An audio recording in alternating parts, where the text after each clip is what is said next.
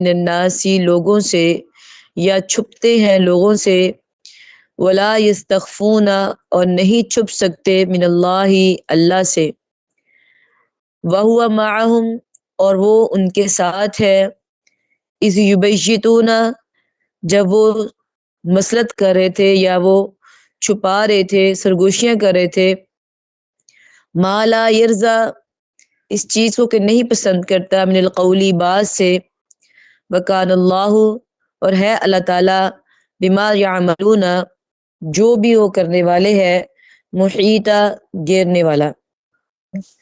ہاں انتم تم وہ لوگ ہو، ہاں اولائی وہ جادل تم جھگڑا کرتے ہو تم، عنہم دنیا کی زندگی کے بارے میں، فمن یجادل اللہ پس کون ہے جو جھگڑے گا اللہ کی طرف سے، عنہم ان سے، یوم القیامتی قیامت کے دن، امن یکونا یا کون ہوگا وہ شخص اوپر ان کے وکیلا کارساز۔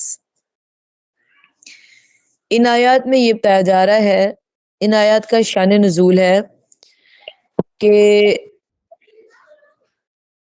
واقعہ تھا اس کے اندر صحابہ اکرام کا ایک، لیکن اس سے پہلے اس بات کو سمجھ لے کہ اس کا ترجمہ یہ ہے کہ کچھ لوگ جو ہے وہ اللہ سے نہیں چھپتے، لوگوں سے چھپتے ہیں، گناہ کرتے وقت، چوری کرتے وقت، یا کوئی بھی برا کام کرتے وقت دائیں بائیں دیکھ لیتے ہیں، لیکن اللہ کی طرف نہیں دیکھتے، آسمان کی طرف نہیں دیکھتے کہ اللہ بھی دیکھ رہا ہے، حالانکہ وہ ہمارے دلوں کی باتوں کو بھی جانتا ہے۔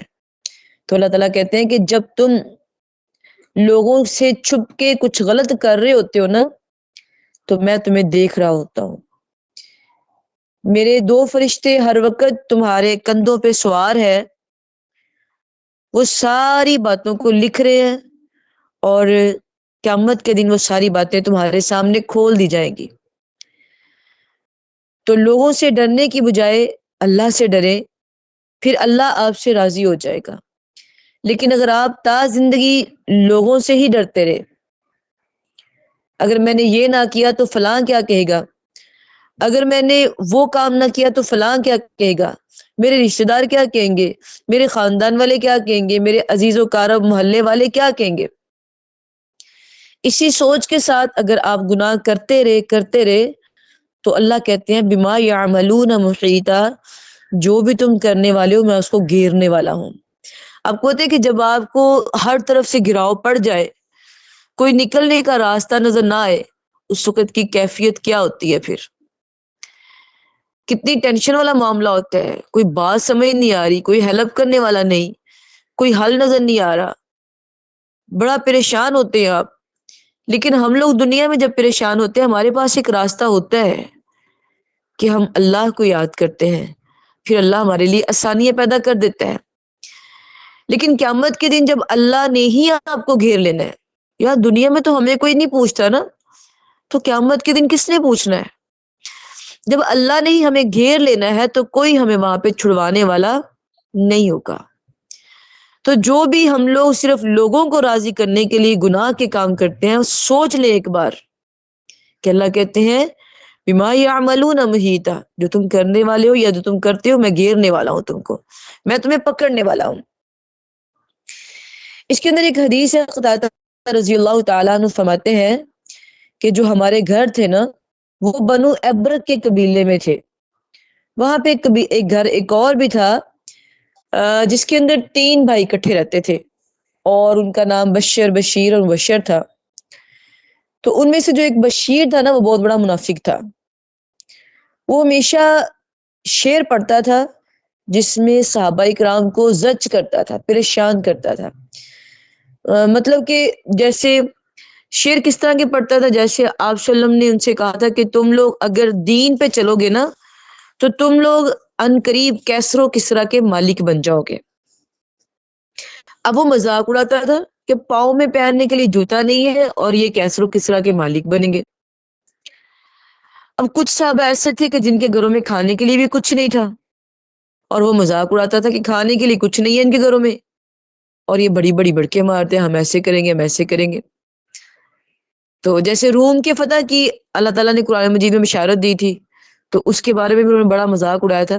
مطلب کہ بہت سارے لوگ صحابہ کا مذاق اڑاتے تھے، لیکن یہ جو شخص تھا نا، یہ مذاق اڑانے کا اس کا طریقہ یہ تھا کہ یہ ان الفاظ کو، ان کے حالات کو شعر بنا ڈالتا. اب اگر آپ کو کوئی ڈائریکٹ کہتا ہے تو آپ اسے کہتے ہیں کیوں میرا مذاق بنا رہے ہو. اب ایک بندہ جب شعر و شعری کرے گا بیٹھ کے تو اس کو ہم نہیں کہہ سکتے جلدی، کیونکہ وہ کہے گا کہ میرا محور آپ تو ہے ہی نہیں ہے. اب یہ شعر پڑھتا تھا اور شعروں کے اندر صحابہ کرام کی تسجیل کرتا تھا. تو ایک بار یہ قافلہ جو تھا نا نبی صلی اللہ علیہ وسلم کے ساتھ جا رہا تھا، ان کے اندر یہ شخص بھی تھا. یہ لوگ زمانہ جاہلیت سے ہی ایسے آ رہے تھے تو لوگوں کا مذاق اڑاتے تھے. تو بھوکے ہوتے تھے صحابہ کرام، اتنا بھوکے ہوتے تھے کہ ان کے پاس سوائے کھجور کے اور پانی کے کچھ نہ ہوتا تھا. لیکن کچھ لوگ ایسے بھی تھے جو کہ میدا خرید لیتے تھے، جو لوگ آتے تھے دوسرے ممالک سے تو ان سے وہ خرید لیتے تھے. تو ایک بار ایک شخص تھا، اس کا نام تھا رفاع یزید.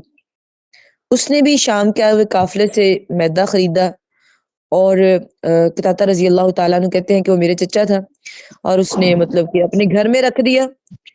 اور اس کے اندر پھر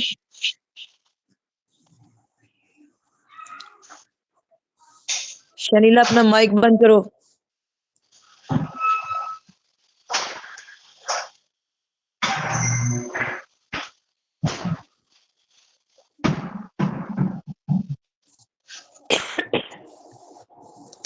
اپنا مائک بند کریں بھی کو آپ.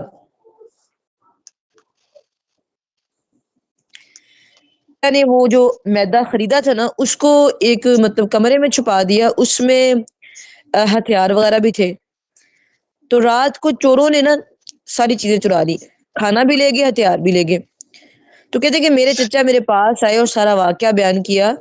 تو ہم لوگ سوچنے لگے کہ کس نے ایسا کیا. غور کرنے لگے، ہم دائیں بائیں ہر طرف دیکھا تو ہم نے دیکھا کہ رات کو نا بنو بیرک جو قبیلہ تھا نا، ان کے گھروں میں آگ جل رہی تھی. وہ کچھ پکا رہے تھے اور کچھ کھا رہے تھے. تو ہمیں لگا کہ انہوں نے چوری کی ہے. اس سے پہلے کہ وہ اپنے گھروں میں سے پوچھ گچھ کر لی تھی، ہم نے سب سے پوچھ لیا تھا. تو جب ان تک بات پہنچ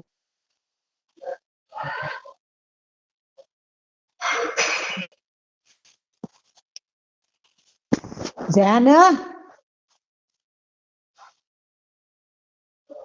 زین